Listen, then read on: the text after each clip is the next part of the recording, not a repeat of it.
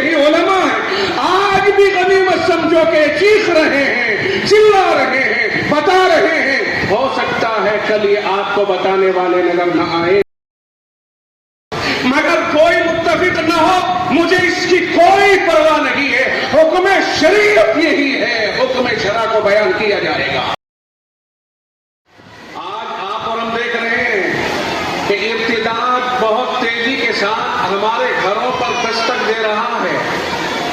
ارتداد کے معنی یہ ہے کہ آدمی اپنا اصل دین چھوڑ کر دوسری طرف چلا جائے، عقیدے سے بدل جائے، اپنے ظاہر کو بدل لے، اپنی تہذیب کو بدل لے۔ صرف آج ہم یہی نہ سمجھے کہ عقیدے کو بدل لینا ہی ارتداد کہلاتا ہے۔ اگر کوئی عقیدہ بدلتا ہے، توجہ رہے، یہ توجہ سے سننے کا ٹاپک ہے کہ ارتداد صرف اور صرف یہی نہیں ہے کہ آدمی نے عقیدہ بدل لیا اور اللہ اکبر کہنے کے بجائے جے شری رام کا معتقد ہو گیا، جے ہنومان معاذ اللہ کہنے لگ گیا۔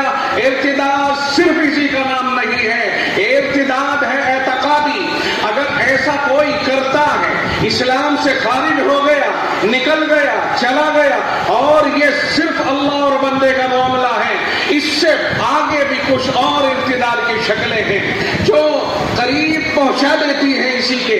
آدمی اپنی تہذیب میں مرتد ہو جاتا ہے جب دو تہذیبیں ملتی ہیں، اور انہیں ہم تو عام طور سے محسوس نہیں کرتے ہیں۔ دو تہذیبیں آپس میں ملی، ایک تہذیب وہ ہے جو گھنٹیاں بجاتی ہے، یوں تلک لگاتی ہے، ایک تہذیب وہ ہے جو ہولی کھیلتی ہے، دیوالی مناتی ہے، ایک تہذیب وہ ہے جو طرح طرح کی مشغولیات اور خرافات اپنے لیے جائز سمجھتی ہے، وہ اس کا مذہب ہے۔ اور ایک تہذیب یہ ہے کہ آدمی پاک رہے، پاکیزہ رہے، چہرے کو رسول کی سنت کے مطابق رکھے، اپنے ظاہر سے اللہ کا بندہ نظر آئے، اللہ والا نظر آئے، مسجدوں کو آباد کرنے والا، اللہ کے دین پر چلنے والا۔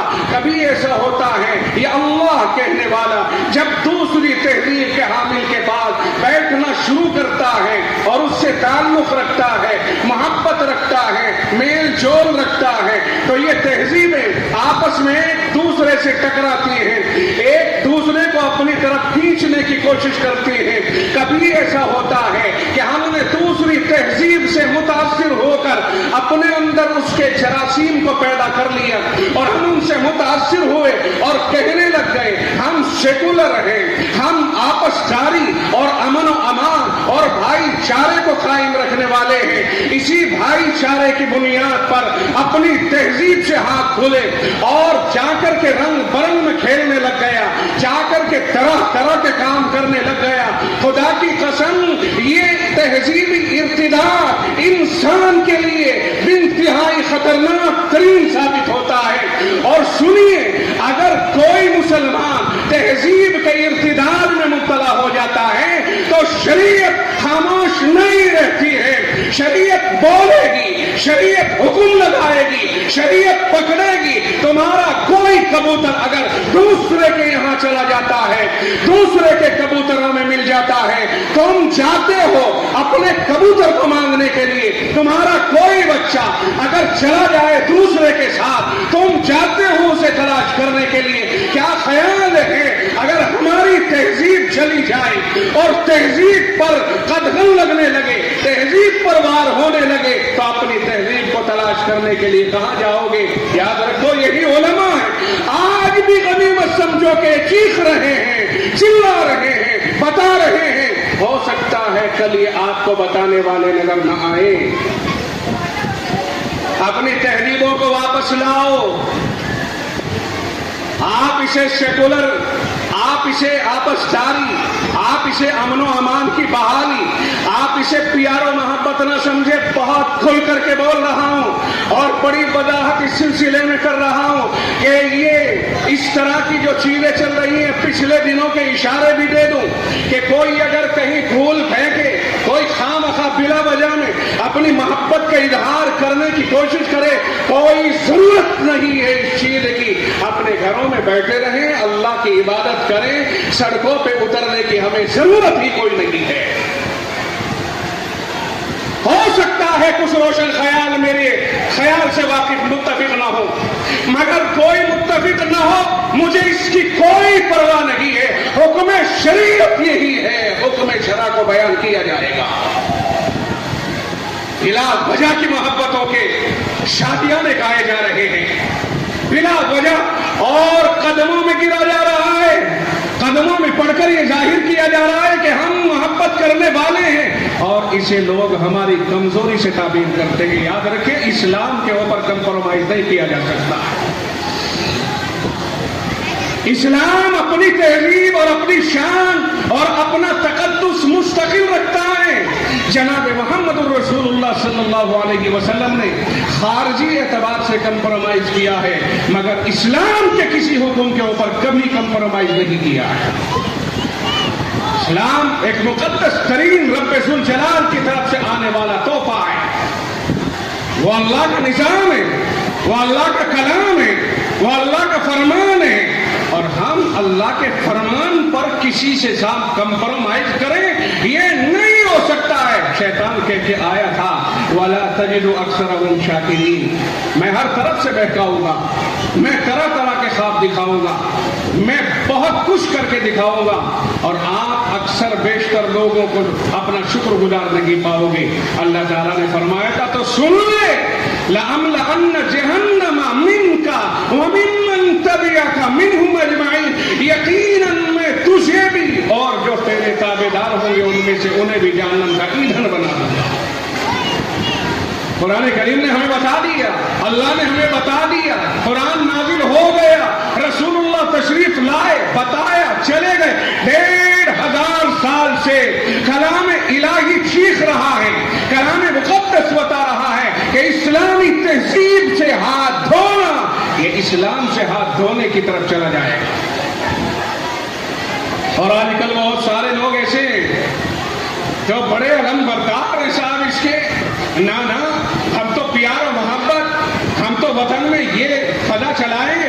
پچھلے دنوں میں دیکھا ہم نے کتاب یہ کہہ دیا کہ مسلمانوں سے چیزیں نہ خریدی جائے اور نام لکھا جائے اور یہ کیا جائے۔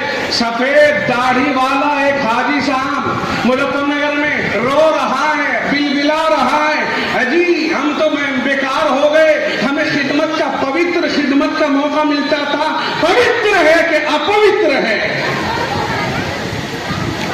پوتر خدمت کیسے کہا جا سکتا ہے اس کو؟ کفر کا شعار ہے، اس کا استقبال نہیں کیا جا سکتا ہے۔ کمپرومائز کائے پہ ہونا چاہیے؟ پڑوس پہ، محبتوں میں۔ کیسے؟ اگر تمہارا پڑوسی پریشان حال ہے، آؤ رسول اکرم صلی اللہ علیہ وسلم کے دربار میں چلتے ہیں، آؤ امام الانبیاء کے در پہ چلیں۔ آمنہ کا لخت جگر اس سلسلے میں کیا ہدایت دیتا ہے؟ تہذیب و تمدن کو اپنانے کی ہدایت ہرگز نہیں دیتا۔ تہذیب تہذیب ہے، تہذیب انسان کی پہچان ہے، یہ ہمارا حلیہ ہے، ہماری پہچان ہے۔ اگر آپ اس وقت میں کسی کمانڈر کا لباس پہن کر کے بیٹھ جائیں، آپ کو آپ کے ظاہر کو دیکھتے ہوئے لوگ کمانڈر سمجھیں گے جب تک کہ آپ بتا نہ دیں۔ اگر آپ نے پولیس کا لباس پہن لیا، آپ کو پولیس کہا جائے گا۔ اللہ کے نبی علیہ الصلوۃ والسلام نے ارشاد فرمایا من تشبہ بقوم فہو منہم، جو آدمی جس قوم کے ساتھ مشابہت اختیار کرتا ہے، جو آدمی جس قوم جیسا شعار اختیار کرتا ہے، قیامت کے دن اس کا حشر انہی کے ساتھ ہوگا۔ کیا آپ کو رسول اللہ صلی اللہ علیہ وسلم کی ان حدیثوں کے اوپر یقین نہیں؟ آپ ہاتھ اٹھا کر کے ہاں یا نو میں جواب دے تاکہ میں سمجھوں کہ آپ کی سمجھ میں آ بھی رہا ہے کہ نہیں آ رہا ہے۔ اللہ کے نبی علیہ السلام کی ان حدیثوں پر آپ کو اعتماد ہے؟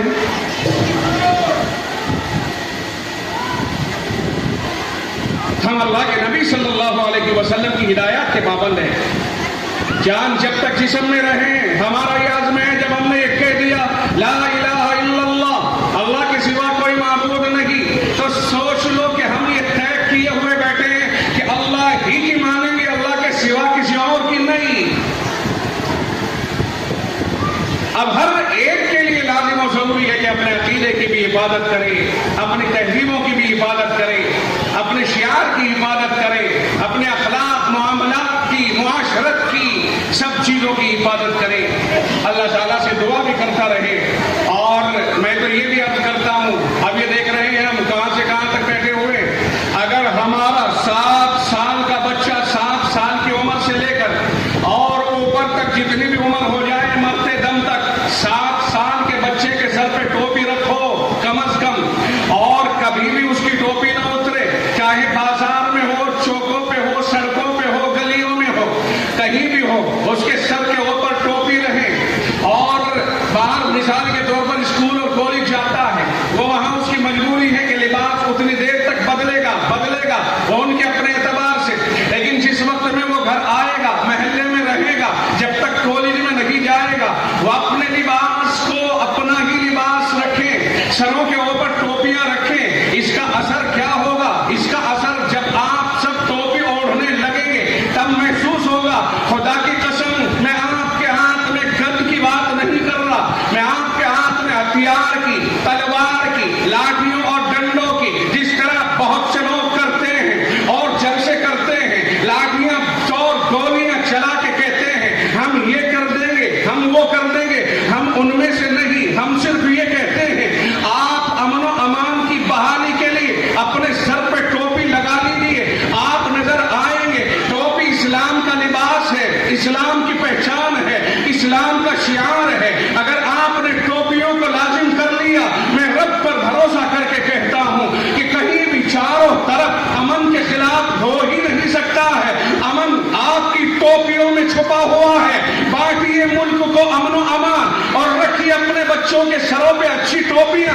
آپ چاروں طرف ٹوپیوں میں نظر آؤ گے، خدا کی قسم لاٹھیاں زمین پہ گر جائیں گی، صرف آپ کی ٹوپیوں کی محبت میں، آپ کی ٹوپیوں کی نورانیت میں، آپ کی ٹوپیوں کے حسن و جمال میں جھگڑے بھی ختم ہو جائیں گے۔ میں نے آپ کو یہ بات اس لیے کہی ہے کہ آج ہمارے ذہنوں میں تو یہ بات ہوتی ہی نہیں، ٹوپیوں کو ضروری نہیں سمجھتے ہیں۔ یہ صورتحال ہم مسلمانوں تہذیبی ارتداد میں مبتلا ہو گئے، ہم لوگوں کو دیکھ دیکھ کر کے لوگوں جیسے بنتے چلے جا رہے ہیں اور اپنی تہذیب کا کوئی خیال تک نہیں رہا۔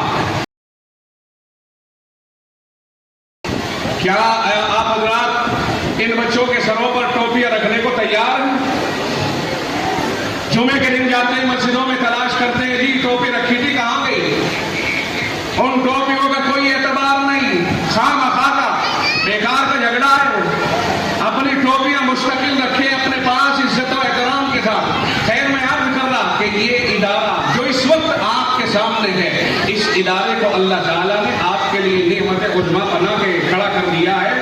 آپ اس تہذیب کو یہاں پاؤ گے، جس تہذیب پر میں رو رہا ہوں اتنی دیر سے، وہ تہذیب آپ کو یہاں ملے گی۔ یہاں آپ کو پردہ ملے گا، یہاں آپ کو حیا ملے گی، یہاں آپ کو پاک دامنی ملے گی، یہاں آپ کو تہذیب و شائستگی ملے گی، یہاں آپ کو بچیوں میں شرم و حیا ملے گی اور محفوظ اور مضبوط تعلیم ہوگی۔ جہاں اختلاط ہوتا ہے وہاں اختلاط کی بنیاد پر کوئی گارنٹی نہیں لی جا سکتی ہے، مگر جہاں اختلاط نہیں ہوتا الحمدللہ وہاں بڑی گارنٹیاں ہوتی ہیں۔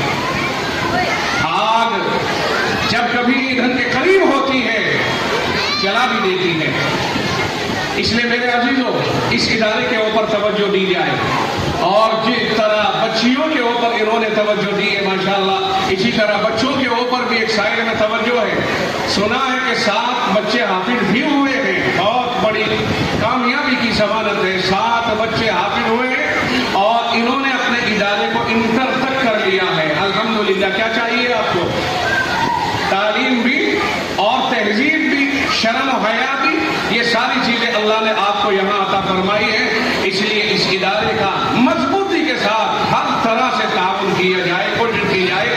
میں نے عرض کیا تھا آپ کو تھوڑی دیر پہلے کہ آپ تہذیبوں کو محفوظ رکھیے، کہیں بھی بیٹھیے مگر آپ کی تہذیب متاثر نہیں ہونی چاہیے، اور کسی کے جیسا عمل کرنے سے آپ محبت کرنے والے شمار نہیں ہوتے۔ شریعت کی نگاہوں میں محبتیں، تعلق داریاں ایک مستقل چیز ہے، تہذیب، اسلامی تہذیب ایک مستقل چیز ہے، وہ ہمارا اسلامی ورثہ ہے، اس کی حفاظت ہماری ذمہ داری ہے۔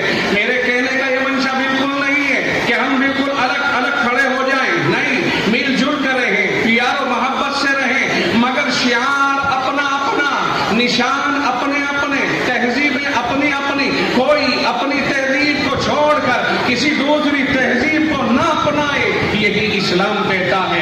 اور رہا ہمدردی کا مسئلہ تو اللہ کے نبی علیہ الصلوۃ والسلام نے ارشاد فرمایا لیس المؤمن الذی یشبع وجارہ جائع الی جنبہ، او کما قال، فرمایا کہ وہ آدمی صحیح معنی میں مومن ہے ہی نہیں کہ جس کا پڑوسی پریشان حال رہے اور یہ اپنا پیٹ بھر کے آرام سے پڑا رہے۔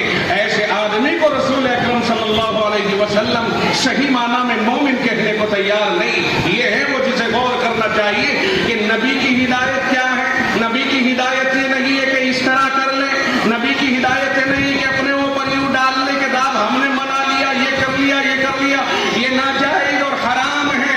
نبی کی ہدایت یہ ہے کہ پریشان حال کو دیکھو، چاہے کسی بھی مذہب سے تعلق رکھتا ہو، کوئی غیر مسلم ہو کہ مسلم، یہودی ہو کہ عیسائی، کوئی بھی ہو، اس سے کوئی بحث نہیں ہے۔ کوئی بھی ہو، اسی پڑوسی ہوتا ہے، جیسا بھی ہو اس کے ساتھ اس نے سلوک کیا جائے، اس کا خیال کیا جائے۔ یہ ہے شریعت، یہ چیزیں ہیں عام کرنے کی۔ کوئی کسی کو نہ ستائے۔ اللہ کے نبی علیہ الصلوۃ والسلام نے ارشاد فرمایا کہ خدا کی قسم وہ مومن نہیں ہو سکتا ہے۔ 3 بار اللہ کے نبی نے قسم کھا کے ارشاد فرمایا واللہ لا یؤمن، اللہ کی قسم وہ مومن نہیں ہو سکتا ہے۔ صحابہ کرام نے پوچھا من یا رسول اللہ، اللہ کے حبیب ایسا بدماش کون ہے کہ جس کے بارے میں نطق نبوت گویا ہے کہ وہ مومن نہیں ہو سکتا ہے؟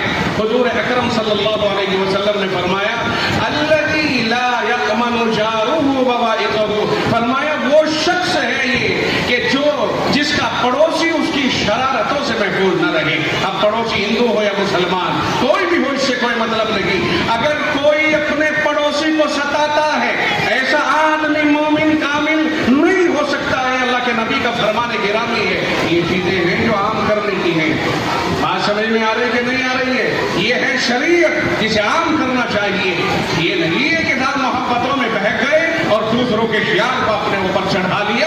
یہ خامخواہ کی بکواس ہے، اس کی طرف مسلمان کو نہیں جانا چاہیے، اس سلسلے میں غور کرنا چاہیے۔